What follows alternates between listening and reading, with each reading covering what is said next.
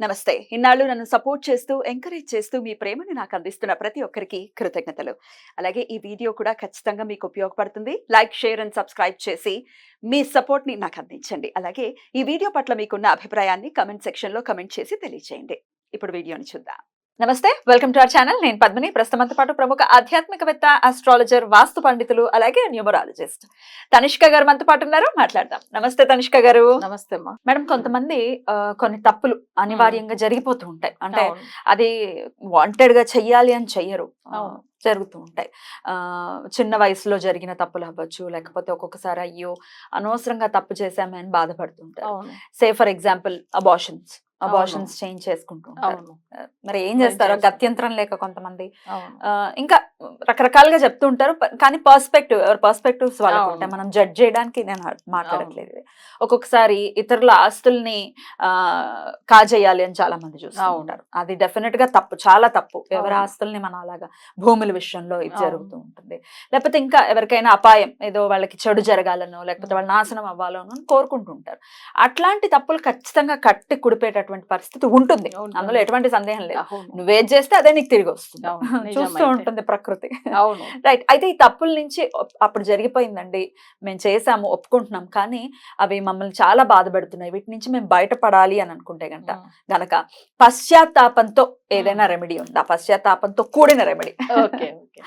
Actual గా మీరు చెప్పినట్టుగా ఎన్ని పాపాలు చేస్తూ ఉంటారు, తెలియదు. అయితే వాళ్ళు తెలియకుండా చేసే వాళ్ళు కొంతమందిలో, తెలిసే జరిగేది కూడా కొన్ని ఉంటాయి, తెలిసి కూడా చేస్తాం. అవును. అయితే కొంతమంది చూడండి, అంటే యాక్సిడెంట్ చేస్తారు ఏదన్నా, ఇప్పుడు ఏదైనా డాగ్స్ కానీ లేదు ఇట్లా క్యాట్స్ కానీ చనిపోతుంది. లేకపోతే పిగ్ కూడా చూడండి, అడ్డు వెళ్తే అసలు అవి కూడా చనిపోతాయి. అది కూడా పెద్ద దోషం తెలుసు అసలు. అది అయిన తర్వాత ఏమైతుందంటే వాళ్ళ ఫ్యామిలీలో ఎప్పుడు ఏదో ఒక డిస్టర్బెన్స్, ఏదో ఒక సమస్యలు, ఆరోగ్య సమస్యలు ఇట్లా వచ్చేది. అంటే ఇవన్నీ తెలియకుండా చేసేది. ఇప్పుడు ఎందుకంటే మనం మంచిగా హైవే మీద వెళ్తున్నప్పుడు అడ్డంగా సడన్ గా వచ్చేస్తే ఏం చేయలేము, మన ప్రాణాలకు కూడా ఇబ్బంది అయ్యే పరిస్థితుల్లో కొట్టేసి వెళ్ళిపోతాం. ఎందుకంటే ఇవి నేను మీకు ఎందుకు చెప్పాలంటే, కొంతమందులకు అసలు దీనికి ఏం చేయాలి, అసలు ఎవరి దగ్గర వెళ్ళి మనం క్షమించమని కోరుకునేది అంటే, మనకంటే మన దేవుడి దగ్గర డైరెక్ట్ వెళ్ళినా కూడా తప్పు జరిగిందే కాదని అనుకుంటాడు. కానీ ఏంది, ఈ తప్పు మనం తెలియకుండా చేశాము అనే దాని వల్ల మనకు గురువు దగ్గర వెళ్ళి మాట్లాడే అవకాశం దేవుడు ఇస్తాడు. గురువు అనేటప్పుడు ఎవరు మనకు అంత తొందరగా ఆ పాపాల్లోంచి తొలగిస్తాడు అంటే దత్తాత్రేయుడు. ఎందుకంటే ఆయన శ్రీపాద వల్లభన్ అంటే ఆయన పాదాలు గట్టిగా పట్టుకుంటేనే చాలు మన పాపాలు తొలగిపోతుంది. కానీ ఆయన మొక్కడానికి కూడా చాలా వరకు చూడండి. ఇప్పుడు మేము కూడా ఒకసారి ఏమైతుందంటే, ఇట్లా టూర్స్ వెళ్ళేటప్పుడు అనుకోకుండా అసలు సడన్ గా ఒక డాగ్ వచ్చేస్తుంది. అసలు దాన్ని కూడా మేము ఎంత ట్రై చేసాం, అసలు దాని మీద ఏం చిన్న దెబ్బ తాకూడదు అయితే, కానీ ఒక్కటి సడన్ గా వచ్చి అసలు ఆ డివైడర్ దగ్గర నుంచి మనకు కనిపించలేదు. అసలు సడన్ గా వచ్చి అవి చనిపోయింది. అసలు నాకు అది బాధ అనిపించింది. ఎవరైనా కానీ ఒక చిన్న హాని కూడా చేయకూడదని మనం అనుకుంటాం, అయితే కానీ అది చనిపోయింది అక్కడ వచ్చి. మనం ఏం చేయాలి, లైట్ గా టైర్ లో జస్ట్ అట్లా తాకిన దానికి. కానీ అంత ముందుగానే అది ఏమైతుందంటే, అసలు మనం ఎంత ఆపినా కూడా అప్పుడు, బట్ అది అయిన తర్వాత నుంచి చాలా డిస్టర్బెన్స్ మనకు. అసలు హెల్త్ బాగలేదు, ఒక రకమైన బాధలు అసలు చెప్పాలంటే. అప్పుడు స్వామి వారిని నేను అసలు ఏం తప్పు చేశామని, ఒక చిన్న దోమ కూడా మనం అసలు ఎవరికి హాని ఇవ్వట్లే, అంత హాని చేయట్లే, మనం ఎంత బాధ పెట్టలేదు, ఇంత కష్టాలు ఎందుకు స్వామి నాకు, అసలు ఎందుకు ఇంత డిప్రెషన్ కి నేను వెళ్ళిపోతున్నాను అని బాధపడితే, ఎందుకంటే డాగ్ కూడా చూడండి దత్తాత్రేయుడు ఉంటది కదా. అప్పుడు అసలు స్వామి వారిని తెలుసుకుని చాలా బాధపడేది. తర్వాత ఏమైందంటే, ఒకసారి నాకు తెలిసిన ఒక ఫ్రెండ్ కూడా ఎప్పుడన్నా మేడం మీరు కూడా ఒక్కసారి ఏందంటే గాన్కాపూర్ వెళ్ళండి అనేవాళ్ళు. అసలు చాలా క్లోజ్ అన్నమాట, మన ఫ్యామిలీ ఫ్రెండ్ ఇతను. నేనేమన్నా అంటే సర్లే వెళ్తాం అనుకుంటూ ఉండేది అంతే. కానీ అంత ముందుకు ఏమైందంటే, ఒక 2014లో ఇవన్నీ చాలా బాధపడే టైంలో 2014లో 31 అక్టోబర్, ఓకే, ఆ టైమింగ్ వచ్చి దత్తాత్రేయుడు దర్శనం ఇచ్చాడు. సరిగ్గా ఆ రోజు టోటల్ నెంబర్ 3 పవరే వస్తుంది, గురు పవరే వస్తుంది చూడండి.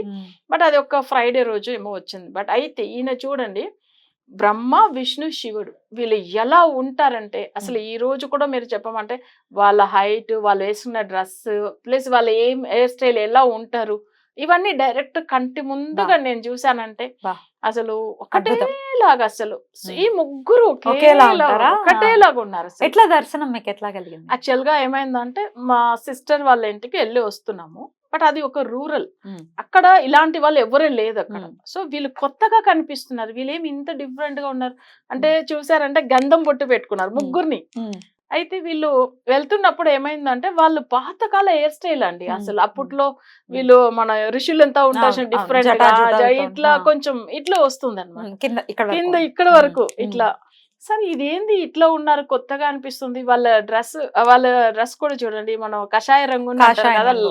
లైట్ గా ఆరెంజ్. సేమ్ అట్లనే.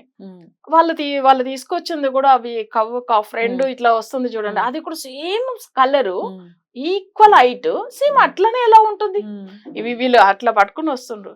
ఈ రోజు కూడా నాకు అది భయం ఏంది. మా హస్బెండ్ అయితే చెప్తుండ్రు, వీళ్ళేం డిఫరెంట్ గా ఉన్నారు, వీళ్ళేంది ఇట్లా చూడు ఒక్కసారి వాళ్ళని చూస్తేనే అసలు మనకి ఎట్లనో అనిపిస్తుంది చూడు ఒకలాగా అట్లానా అని ఆయన చెప్తుండ్రు. నాకు అప్పుడు కూడా అర్థం కాలేదు, సరే వీళ్ళేంది ఇట్లా దర్శనం ఇచ్చినారని నాకు అప్పుడు వరకు కూడా ఆయన గుర్తులేదు. తర్వాత గుర్తుకొచ్చింది, అబ్బా ఈయన దత్తాత్రేయ స్వరూపం కదా, వీళ్ళు ముగ్గురు ఒకటేలాగా ఉన్నారు, ఎక్కడ ఇట్లా లేదు. మన అప్పట్లో కాలంలో ఉన్న ఆ హెయిర్ స్టైల్ అంతా ఇప్పుడు ఎక్కడ ఉంటుందండి, అలా అంతా లేవు కదా. సో ఇవన్నీ నాకు షాక్ అయ్యి తర్వాత ఏమైందంటే ఒక్కసారి కళ్ళు మూసుకొని నేను ధ్యానం చేస్తే వాళ్ళు నాకు మనసులో వచ్చినప్పుడంతా నాకు అసలు ప్రాబ్లం అంతా క్లియర్ అయిపోయింది అట్లా ఒక్కసారి. నాకు తర్వాత ఏమైందంటే ఒక్కసారి గాన్కపూర్ వెళ్ళాను. వెళ్ళినప్పుడు ఈయన ఎప్పుడు చెప్పేది మా ఫ్రెండ్, వెళ్ళండి మేడం ప్లీజ్ ఒక్కసారి వెళ్ళిరండి ఆయన దర్శనం చేసి. ఒకసారి వెళ్ళినప్పుడు ఏమైందంటే దర్శనం చేసుకుని వచ్చి కూర్చుంటే ఒక డాగ్, అసలు నిజంగా మీరు ఏమని అనుకోండి, అది నన్ను కళ్ళులోంచి అట్లనే కళ్ళు పెట్టి అట్లనే చూస్తూ కూర్చుంది. నాకు భయం, అసలు ఇది ఏంది ఇలా చూస్తుంది. అసలు నేనేం చేస్తున్నా అంటే అయ్యో నాకు చాలా భయం వేస్తుంది. ఏదో చేతిలో స్వీట్ అవన్నీ ఉంటుంది కదా, సో అవి ప్రసాదం కూడా ఇచ్చారు చూడండి, అవన్నీ పెడితే అవి తీసుకోవట్లేదు అప్పుడు కూడా. సరే అది దాని గురించి వచ్చిందో ఏమని, మళ్ళీ నన్నే ఫేస్ లో ఇట్లనే చూస్తుంది, కళ్ళునే చూస్తుంది. మళ్ళీ మా సార్ పక్కన కూర్చుంటాయి, అయ్యో భయం వేస్తుంది అవి తరుము, అస్సలు వెళ్ళట్లేదు చూడండి. తర్వాత సరే ఏందో మళ్ళీ అర్థం కాలేదు నాకు. అప్పట్లోంచి ఏమైందంటే హెల్త్ బాగా అయింది, అసలు నా కెరియర్ మంచిగా ఉంది, మా హస్బెండ్ కెరియర్ మంచిగా ఉంది, అసలు మా ఫ్యామిలీ ఎంత డెవలప్ అయిందంటే ఆయన ఒక్కసారి దర్శనం ఇచ్చిన దానికి. అసలు చూడండి డాగ్ రూపంలో మనకు వచ్చి దర్శనం ఇస్తున్నారంటే అది కూడా నాకు ఆ రోజులోంచి అప్పుడు అర్థమైంది ఎంత పవర్ఫుల్ అంటే. అసలు దత్తాత్రేయుడు ఆయన దగ్గర మన చేసిన పాపాలు తొలగిపోవాలంటే దగ్గరికి వెళ్ళి స్వామి ఇది జరిగింది. అవును ఇప్పుడు చూడండి ఎట్లాంటి డాగ్ అసలు మన కార్ దగ్గర పడి చనిపోయిందో అదే దర్శనం ఇచ్చింది చూడండి మనకు అక్కడ.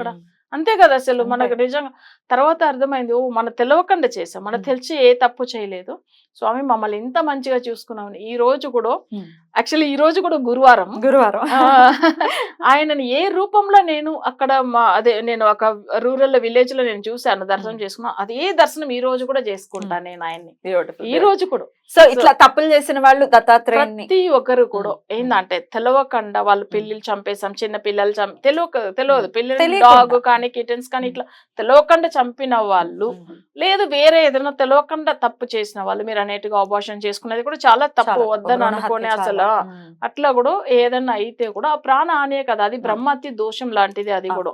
సో అట్లా ఉన్నప్పుడు స్వామి వారి పాదాలకు గురువారం రోజుల్లో అభిషేకం చేయవచ్చము. దత్తాత్రేయుడు మంత్రం ఉంటుంది ఆయనకు, జనరల్ గా ఏంటంటే గాయత్రి మంత్రం చదువుకోవచ్చము. లేకపోతే దత్తాత్రేయుడికి ఏం చేయవచ్చామంటే ఆయనకు అభిషేకం చేసి ఆయన పాదాలకు అభిషేకం చేసి, మీరు దత్తాత్రేయుడు డైరెక్ట్ స్వామి వారు కాదు పాదాలకు అభిషేకం చేస్తేనే చాలు, వేరే ఏం అవసరం లేదు. పాదుకలకు ఆయనకు మనకేందంటే అసలు గురు పాదుక స్తోత్రం కూడా ఉంటుంది, అది చేస్తే కూడా చాలు. అది చేసుకుంటే ఒకవేళ మనం చదవడానికి రాకపోతే కూడా జస్ట్ మనం మొబైల్ లో పెట్టేసుకుని వినుకుంటూ ఆయనకు పాదాలకు అభిషేకం చేసి బొట్టు పెట్టి ఆయనకు ప్రసాదం ఏదైనా నైవేద్యం పెట్టేసి ఆయన గురువారం ఒక 12 గురువారాలు తెలుసుకోమని చెప్పండి. ఒకవేళ మాకు 12 గురువారంలో ఏదో లేడీస్ అయితే ఒక వారం మిస్ అవుతుందంటే కూడా మళ్ళీ ఇంకొక వారం కూడా మనం అది చేసుకోవచ్చు. అయితే కానీ 12 గురువారాలు ఇట్లా చేసిన తర్వాత చూడండి వాళ్ళ లైఫ్ లో వాళ్ళే చెప్తారు అవి మార్పులు ఉండేది. దత్తాత్రేయుడే దర్శనం కూడా ఇస్తాడు. ఇప్పుడు నాకు ఎలా ఇచ్చాడు అలాగే అసలు నిజం. ఇచ్చారండి. కృతజ్ఞతలు. నమస్తే. నమస్తే.